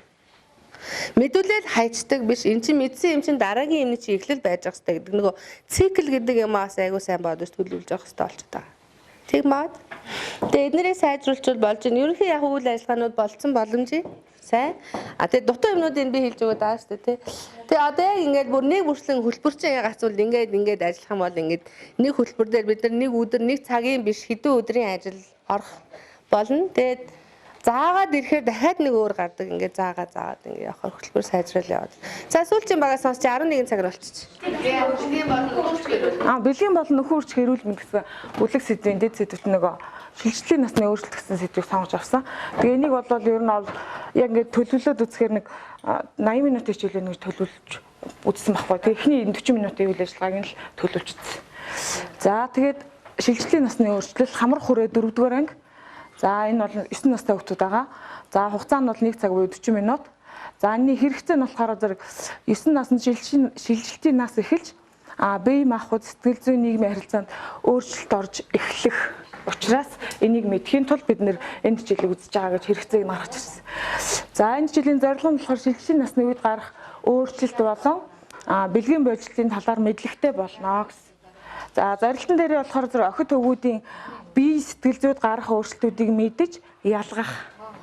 За эрүүл ахуйн дэглэм баримтлах. Энэ нь болохоор бэлгийн эрүүл мэндийн талаар дэглэм баримтлах гэсэн юм оруулж ирсэн. За материал буюу хэрэглэгдэхүүн дээр материал болохоор зэрэг шилжилтийн насны өөрчлөлтийг харуулсан зурагт үзүүлэн хэрчмэл үг хэрэглэнэ. За арга зүй нь болохоор хосоор ажиллах, харилцан ярилцлага, кевилийн арга, тэгэд Эйлервэний диаграм ашиглах гэсэн ийм аргуудыг хэрэгжилж энэ хичээлийг явуулна гэж үзсэн. За тэгээ үйл ажиллагаа нь болохоор зэрэг за нэгдүгürt нь болохоор хүүхдийн биед гарсан өөрчлөлтийн тухай кейс уншуулан яагаад ийм одоо асуудал тулгарсан гэсэн одоо асуудлыг гаргаад тэг сэтэлжүүлэх юм. За тэгээд энэ дээр яг кейс нэг тодорхойгүй байгаа байхгүй. Хүүхдийн нөгөө биеийн өөрчлөлтийг л биед гарсан өөрчлөлтийг харуулсан кейс байх юм. За тэгээ үйл ажиллагаа 2 дээр болохоор зэрэг сурагчдыг нөгөө хосоор ажиллана гэсэн учраас хосуудад КВ өснөхтийг юм хүснэг тараагаад өгч. За тэгээ ингээ өнгөт эхний 2 багныг бөглүүлнэ. За яг мэдээж мэднэ мэдхийг хүсэж байна мэдээж авлаа. За мэдэж байгаа нэг тэгэхээр зэрэг одоо бидний бие дээр ямар өөрчлөлт гардыг тэрийг мэдж байгаагаа бичиж байна. Төлөвийг мэдхийг хүсэж байгаа энэ хичээлээр бид нар юуг мэдж авах гэдэг энэ дээр биччих юм. За тэгээ энэ дээр болохоор зэрэг энийг мэдээж анхаарах гэдгийг сануулчихна. За үйл ажиллагаа 3 дээр болохоор хосоор ажиллаж дууссны дараа 1-р багны бичсэн зүйлүүдийг асууж багш болохоор өөрөө самбар дээр нөгөө юм бас нөгөө КВ өснөхтэй хийцэн баг. Тэгээд нөгөө хүүхдүүдийн 1-р баг нь бичсэн зүйлүүдийг багш өөрөө бичээд мөн 2-р баг нь бичсэн зүйлүүдийг хүүхдүүдийн санааг давхардуулахгүйгээр юу мэдхийг хүсэж байгааг нь бас ингэ биччихье. За ингээд 4-д нь болохоор зэрэг багш хосуудад нөгөө хэрчмэл өгөөдөө тарааж өгөөд за тэгээд энэ охид хөвгүүдийн бид гарах өөрчлөлтүүдийг одоо нөгөө жишээлбэл нөгөө өндөр болно хөөх томрон ташаа өрсөн хоолой бүдэр хүүхдээ хос болгонд өгч. Тэгэнгүүт нөгөө хүүхдүүд маань өнөөхөө аваад уншиж үзээд тэг нэг эрэгтэй эмэгтэй ээлрүүний диаграм дээр байрлуулах байхгүй юу. Эрэгтэй эмэгтэй гэж яг ижил нь ямар өөрчлөлт байгаа хөвгүүдэд зөвхөн тэгвэл ямар охтуудад ямар гэдэг нэг энэ дээрс гарах гэдэг байхгүй юу. Ээлрүүний диаграм адилбаа төстэй шинжинэ. Венийн диаграм. Ээлрүүний диаграм тий.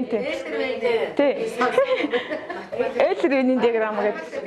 Тий, венийн диаграм гэсэн. Тий. Тэр чинь ээлрүү гэдэг нэгт болсон. За тэрэн дээр ингээ харьцуулт хийхээ. За тэгээ харьцуулт хийснийхээ дараа болохоор зэрэг тэгвэл одоо энэ бидний гарсан бид гарсан өөрчлөлтүүд маань бие мах бодоод сэтгэл зүйд нийгмийн өөрчлөлтүүд нь аль нь юм бол тэгээ дахиад нэг өрчмөл өгүүлдээр ярилцаад ингээ гаргаад ирэх. Хүүхдүүдээр дандаа хосоор ажиллуулад. За тэгээд үйл ажиллагаа 6 дээр нь болохоор бид гарах өөрчлөлтийн үед эрүүл ахуйн ямар дэглэм баримтлах талаар хосоор нэлээд зөвлөмж бичиж ангийнхандаа танилцуулаад тэгээд эцэст нь болохоор зэрэг одоо нөгөө өнөөдөр хичээлээр юу сурч мэдснэ нөгөө хосоор ярилцаад энэ дээр бичиж тэмдэглэж аваад тэгээд энэ хичээлийн дүгнэлт гарч байгаа. Тэгээд энээсээ цаашаа ахаад нөгөө нойтон зүүд мүүд энэ төр гэдэг юу ороо авчих. Энэ ихний 40 минут. Дараагийн 40 минут нь юу болох вэ? Энэ дээр дараа нөгөө биений юм нойтон зүүд мүүд ороо авчих. Тэгээд энэ шилжилтийн насны өөрчлөлтийг бид 2 цагаар төлөвлөнө гэж ойлгосон байхгүй. Тэгэхээр болохоор зөвхөн орж эхэлж байгаа болохоор 1-40 минутанд багтахгүй гэж үзсэн. Эрүүл ахуйн дэглэм чинь наад дээр чинь байгаа юу? Бид нар ингэсэн энэ дээр байгаа. Эрүүл ахуйн дэглэм байгаа. Тийм ном дээр байна. Байгаа. Энэ гэхдээ бид нар энэ дээр эрүүл ахуйн дэглэм гэдгийг дараагийн цаг дээр оруулахар юм байж л гэж бодсон. Эхлээд цаг орох гэдэг байхгүй юу? Эрүүл ахуйн дэглэм харин энийг энэ дээр авцсан чинь огт нөгөө зорилт нь энд үлдчих гээдсэн байхгүй. Эрүүл ахуйн дэглэм чинь хувийн ариун цэвэр эрүүл ахуй гэсэн бүлэг сэдвүүдээр байгаа ах гэж би санаа. Үгүй энэ дээр эрүүл ахуйн дэглэмийг бас баримталж нөгөө биний одоо нөгөө сууц цавь авгаах муугах энэ гэсэн тийм юм дурч. Эрүүл ахуй чинь бас нэгдүгээр бүлэг дээр байдаг ш. Гадаа байгаа. Тэгээ ингээд төлөвсөн байна. За болж энэ за баярлалаа. Бидний багийн ажлын төлөвт ямар вэ? Юу гоо? Тэг KWL гэн арга те КВЛ арга KWL арга. Энэ бас их хөөрхөн боломж юм байна. Яг энэ гэхдээ 4-р ангийнхаа хэр хийж чаддаг вэ? Хийж үзсэн үү та нар? Хийж үзсэн үү яг энэ аргаар хичээл явуулж үзсэн үү?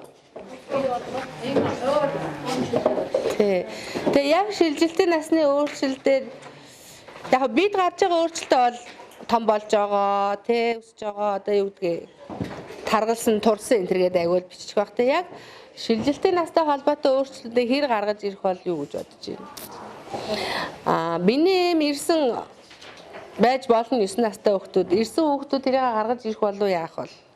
Хэлэхгүй шүү дээ. Хэлэхгүй байхгүй юу. Хөвгүүдийн нойтон зүүд чинь арай болоогүй тий жоохон хожуу яг магадгүй би өсвөлөн зарим хүүхдүүд ирсэн байж болно гэсээ ирснийгаа хэлэх үү гэдэг.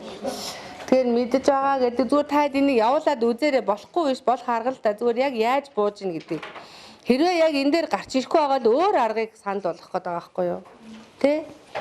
Яг KWL-ийг яг энэ шилжилтийн насны өөрчлөлтийн сэдвүүдээр яг эн чинь одоо бэлгийн амьдрал гэдэг бүлэг сэдвийн хүрээнд одоо орж байгаа одоо яг нөө хүний бие эргэтнэлөө нөхөрчгүй эргэтэн тогтолцоо бэлгийн бодлол гэдэг рүү орж байгаа анхны сэдв байхгүй юу? Зөв хүний биеийн өсөлт хөгжилт гэсэн сэдв чинь 3 дугаар ангид явдаг те.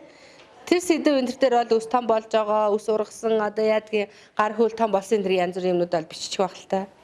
Яг бэлгийн бодлолтой холбоотой юмнуудаа яаж гарч ирэх вэ гэдэг зүгээр та хэд энийг анзаараарай. Одоо 5 дугаар ангидаа яг энэ нүгээр те бас та хэд нэг хийгээд үзээрэй за. Тийм. За хэрэгцээ бол болж ин те яг л ингэж эхэлдэг учраас яа хараг байхгүй энийгээ мэдэх. Энд яах гэж байгаа сэтгэл зүйн хувьд, бие бэлтрийн хувьд бэлэн байх гэдэг.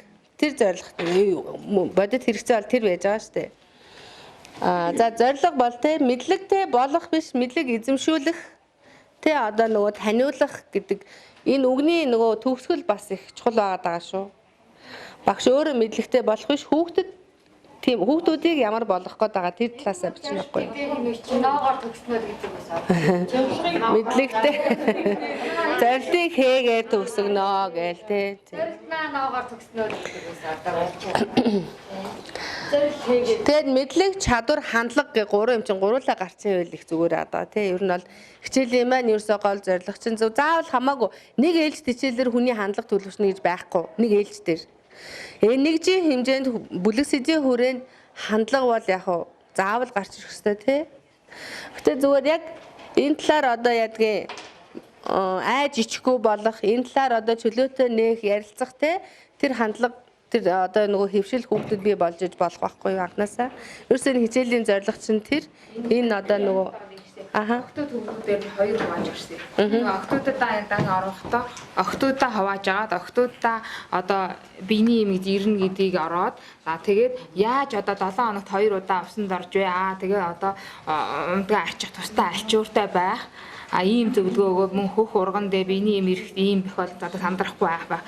Тэгээд ер нь хөвгүүдийнхээ одоо тэг бидний эргэнтээ өршгөлж болохгүй тийм хөө талаас нь орсон. Тэгээд хөвгүүдээ мөн бас тусад нь ингээд одоо ингээд шадааны орчимд үс урган одоо дуу хоолой чинь бүдүүр нь иймэрхүү онцлогуд байдаг. Тэгээд одоо биендээ санамсаргүй байдлаар одоо нэгэндээ өршгөлөхдөө одоо шадаа орчим руу өршгөлөхгүй. Тэгээд октодоо бас тэгж болохгүй одоо өршгөлж болохгүй. За ингээд одоо ер нь ингээ хүүхэд болгонд өөр эмгтэй эрэхтэй гэдэг утгаараа ийм өөрчлөлт гардаг. Тэгээ энийг одоо яг ингээ зөвөр хүлээж авах ёстой гэдэг талаас нь орсноо яг ингэж бол нэг тэр ингэж ийм амар яагаад тийм тус нь ороод тий сурагчид дээр нөгөө өөрчлөлтүүдийг бичсэн байгаа сте. Байна уу? Сурагчин дээр өөрчлөлт бүх өөрчлөлт тэгээд охидын хөвгүүдийнхээ ялгуулж байгаа. Бэлэн үгэн дээр ялгуулах нь илүү ойрхон байдаг. Өөрсдийнх нь гарч байгаа өөрчлөлтийг бичүүлэхээс илүү энэ хэрчмэл карт гэдэг дээр ажиллах нь тэн дээр л илүү ингэж ажиллах нь зүг байгаа. Тэгэд охид хөвгүүдийг ялах гэдэг ингээд энэ саналууд бас аюу яриад идэг өмнөж гарч ирсэн. Тэгэхээр ялахгүй байх нь илүү үр дүнтэй гэдгийг бол аль улс бүх улс орнууд бол ингээд аль үшээ баталсан те манайх ч нөгөө цэвэр өвчмдгөө Монгол заншил ингээд яваад байгаа. Тэгэхээр анхнаас нь ингээд нууц яваад хахаар нууц юм чинь хүмүүс ингээд илүү ихээр мэдэх те хүсэл сэтлийг ингээд бий болгосон. Нуугаад ах тусам. Тэгэхээр юу нуугаа ярьчих багш октодтэй. Октод начил хөвгүүдтэй юу нууцаар ярьчих байл ингээд очиж сонсгол. Тэнгүүтээ хөвгүүд нэрээ яад юм бол гээл нөгөө юмыг нууцаар харах гаалтай одоо ингээд нэг юм асуудлыг үүсгэхэд байдаг. Тэгэхээр анхнаасаа л бид нар багаас нь заяа ингээд хамт л явуулаад ингээд мэдүүлчих хэрэгтэй байхгүй юу? Бид нар өнөөдөр хүүхдүүдтэй эмэгтэй хүүхд, эрэгтэй хүүхд бэлгийн бодлолт болж байна. Шилжилтийн насанд очиж байна. Ирээдүйн ээж аав нар, эхнэр нөхрөөд, тэ хүний ах, эгч, тэ дүү гэдэг утгаараа эрэгтэй хүн ч вэ, эмэгтэй хүн ч вэ аль нь болж байгаа бүх үйл явц процессыг мэдэх ёстой гэж үзэж байгаа штэ. Тэ? Ээжтэй туслах ёстой, аавдаа туслах ёстой, дүүдээ туслах ёстой, эрэгтэй ч вэ, эмэгтэй ч вэ. Дүүгээ хамгаалах ёстой, тэ дүүдээ одоо туслагч нь байх ёстой, зөвлөгч нь байх ёстой гэдэг ийм байр суурийг бол багаас нь бид нар төршүүлэх гэдэг. Багд нь нууж байгаа гинт хил гаргаад юм байсан юм уу гэж нөгөөдөл чинь ингээл тэ өөр ингээд нөгөө нэг тэгээд нөгөөд нуугаад ахаар яг дандаа нөгөө болохгүй буруу юм руу ингээд явчих хандлага айг байгаа. Тэрнээс урьдчилан сэргийлж байгаа.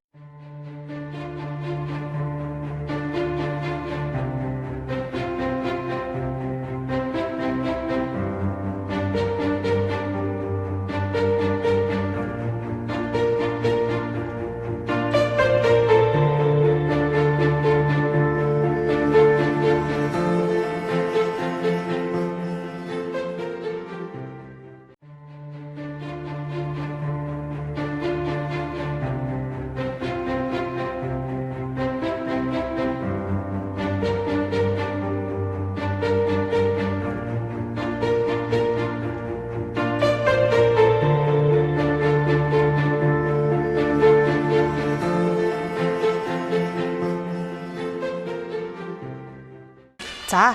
За одоо штэ те.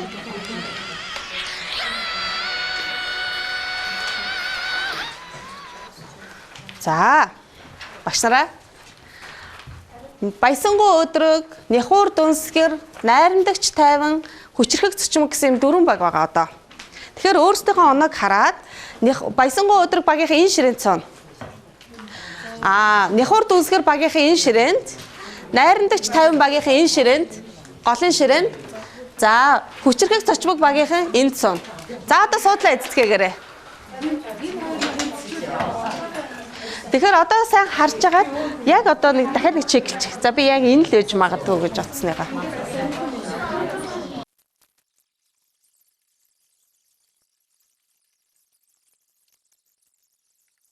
Одоо баг болгон өөр өөрсдийнхөө жишээлбэл хүчрхэг цочмог гэдэг энэ шинжийг илтгэсэн баясангуй өдөр нэхур дүнсгэр найрамдагч тавин гэсэн те багуудын өөрсдийнх нь энэ онцлогийг харуулсан. За өөрсдийнхөө урлагийн номерыг бэлдэнэ. За магадгүй шүлэг зохиож олно, дуу дуулж олно, эцүүд үзүүлж олно. За жүжиг үзүүлж болох нь шүү дээ, тийм ээ. За 6 минут. Багш нь цаг харсан. Ямар ч хамаагүй голны нөгөө өөрсдийнхөө онцлогийг харуулсан.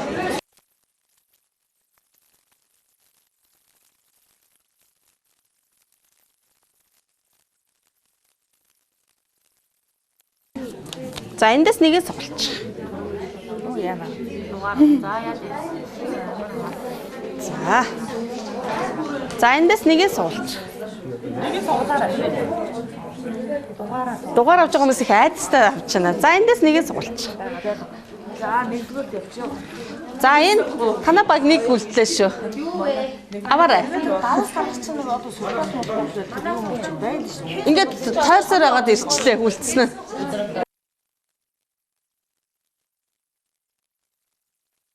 За. Дуусна. За одоо хэдүүлээ.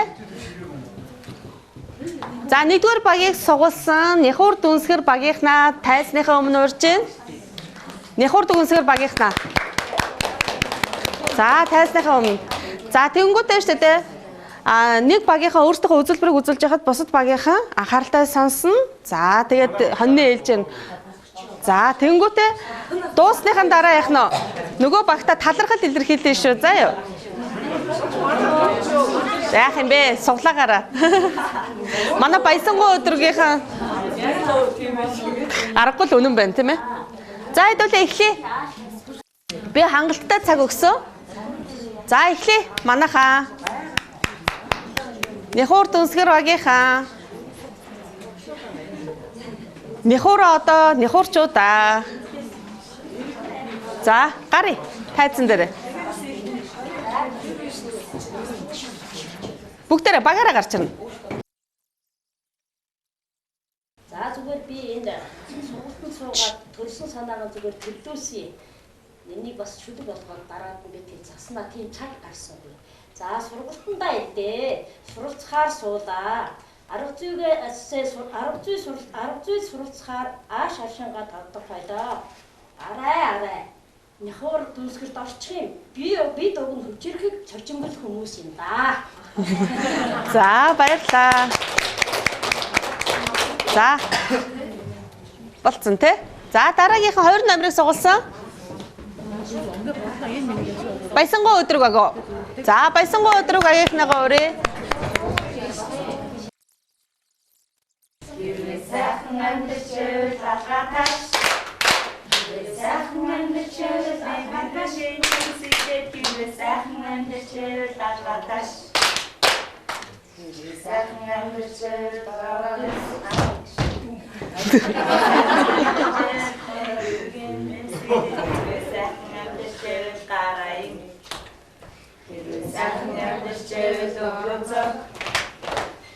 Сайхан амьдчил бидний үгээнэн сэлэр хэрвээ сайхан амьдчил өгөөсэй. Сайхан амьдчил дараатас. Сайхан амьдчил бибогэнэн сэлэр хэрвээ сайхан амьдчил.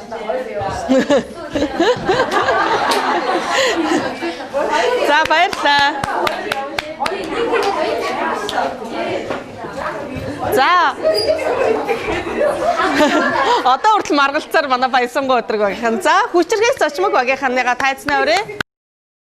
Хүчирхэг зочмог төрлөх харан шимийн сэтгэл дүүрэн төө биемийн хүчирхэг зочмог адал явдлыг илэрхийлэх алтаа биемийн хөдөөмжтэй шаргуу өөртөө өөртөө итгэлтэй өөрөөсөө бусдыг итгэлээр дүүргэдэг эзэрхэг хүчтэй цэц булаадагч зоргоор ихэмсэг бид нэгүүлсэнгүй. За баярлалаа. За найрамдагч 50-чууд олонх те 50 багийнхан маань бүгдээрээ ярилцаад энэ дэрсэн бүх хүмүүстэй нэгэн яруу найрагчийн шүлгийг хүргэхэд зорьсон юм аа. Цоотлын хулганы ганцхан ажил амжиж намрын хуулнаа дугуйн мөрөндийг сонсороо намайг ухаачхыг үзэх гэж ижийн уртнаас лараа. Манцүйдэн нэрж би таныг ганцхан удаа жагаасан магадгүй. Дандаа зоосон. Баруйч игэн нисгэж хормын өмсгөл чимгэлж балчраас минь таодыг хүртэл ойлголчин явлаа. Отч Монголын хуйлгаан ийм байдгүй хэлтэй орон дээрээс алгасалгүй тонгойж дэрэн дээр намайг бүлээр чанах болгонд минь дэлхийд хамгийн сайн эмч та байлаа. Аяга эвдэн эхэлж ядсан намайг харагцсандаа алиалагч болж өмнө нэрсэн аа үсэг бичихгээр бодолч зөвхөд суугаад минь алдаатай байхад нь улаан сайн онц тавьдаг багш байлаа.